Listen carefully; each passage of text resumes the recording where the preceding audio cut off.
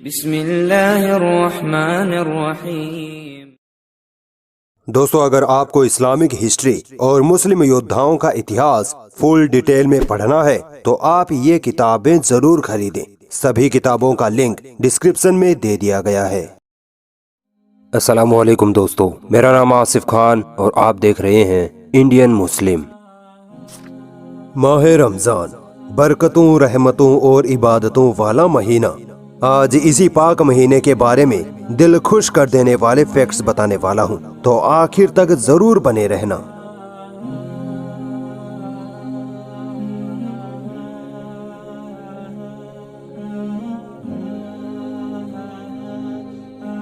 रमजान का इतिहास। दोस्तों, कई लोगों का मानना है कि रमजान के रोजे मोहम्मद सल्लल्लाहु अलैहि वसल्लम के जमाने से ही शुरू हुए थे, जबकि ऐसा नहीं है। मोहम्मद सल्लल्लाहु अलैहि वसल्लम से पहले के पैगंबरों के जमाने में भी रोजे रखे जाते थे। जैसा कि कुरान में इरशाद है, तुम पर रोजे फर्ज किए जाते हैं जैसा कि तुमसे पहले की उम्मतों पर फर्ज थे।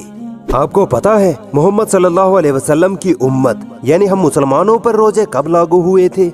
जब नबी सल्लल्लाहु अलैहि वसल्लम मक्का से मदीना हिजरत कर गए थे, तब सन 2 हिजरी यानी 610 ईस्वी में हम पर रोजे लागू हुए थे और उस वक्त नबी सल्लल्लाहु अलैहि वसल्लम की उम्र 53 या 54 साल थी। रमजान का मतलब। दोस्तों, रमजान इस्लामिक कैलेंडर के 9वें महीने का नाम है। इस पाक महीने में हर मुसलमान 29 या 30 दिनों के लगातार भूखे प्यासे रहकर रोजे रखता है। सुबह सूरज निकलने से पहले से लेकर शाम को सूरज डूबने तक तकरीबन 14 से 16 घंटे पूरी तरह से भूखे प्यासे, ना पानी की एक बूंद, ना ही खाने का एक लुकमा। सोचो ईमान के कितने मजबूत होते हैं मुसलमान। दोस्तों, मुसलमान अपना रोजा शुरू करने के लिए सुबह जो खाना खाते हैं उसे सहरी कहते हैं, और जब शाम को अपना रोजा तोड़ने के लिए जो खाना खाते हैं उसे इफ्तार कहते हैं। मुस्लिम देशों में रमजान के नियम। दोस्तों, आपको पता है रमजान महीने में मुस्लिम देशों में कैसे कैसे नियम लागू होते हैं? आइए एक नजर डालते हैं। दोस्तों, सऊदी अरब में रमजान महीने में ये रूल्स लागू होते हैं कि कोई भी इंसान, चाहे वो मुसलमान हो या ना हो, पब्लिक में खाना पीना नहीं कर सकता, क्योंकि इससे रोजेदार लोगों को तकलीफ होती है।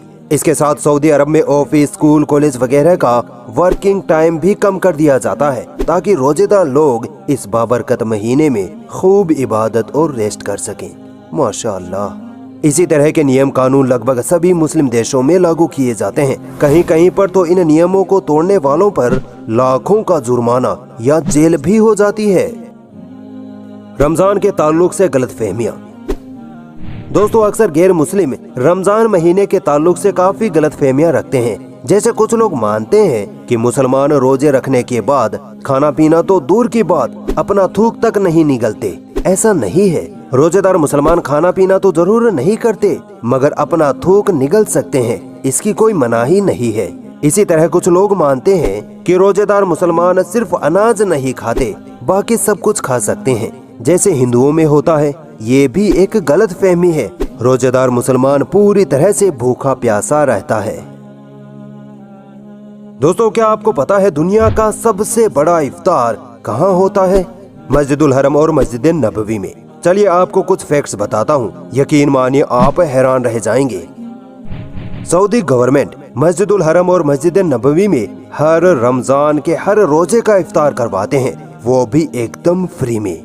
हर रोज लगभग 12 किलोमीटर लंबा दस्तरख्वान लगवाया जाता है। तकरीबन 30,000 से 50,000 मुसलमान हर रोज, पूरे महीने में नहीं, हर दिन इफ्तार करने मस्जिदुल हरम और मस्जिद नबवी में आते हैं।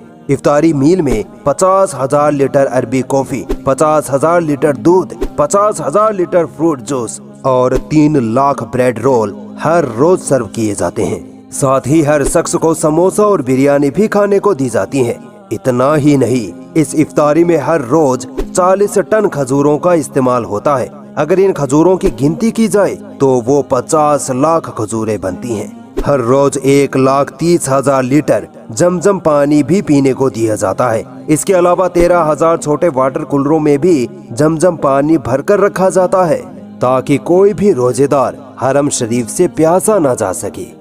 आपको पता है हर दिन की इस इफ्तारी में खर्चा कितना आता है? तकरीबन 1 मिलियन सऊदी रियाल यानी 20 करोड़ रुपए हर रोज का खर्चा है। 8,000 कर्मचारी हर रोज की इस इफ्तारी को कामयाब बनाने के लिए लगातार काम कर रहे होते हैं। अब आप सोचिए, जिस जगह 30 से 50,000 लोग रोजाना खाना खाएं, उस जगह का क्या हाल होता होगा, कितनी गंदगी होती होगी। मगर मस्जिदुल हरम और मस्जिद नबवी में ऐसा कुछ नहीं होता। सिर्फ 15 मिनट में इफ्तारी की जगह को इस तरह साफ कर दिया जाता है जैसे वहाँ कुछ खाया पिया गया ही ना हो। खाने पीने का एक भी टुकड़ा, एक भी दाग निशान नहीं रहता। सुभान अल्लाह। और इस तरह मस्जिदुल हरम और मस्जिद नबवी के इफ्तार दुनिया के सबसे बड़े इफ्तार का खिताब हासिल करते हैं।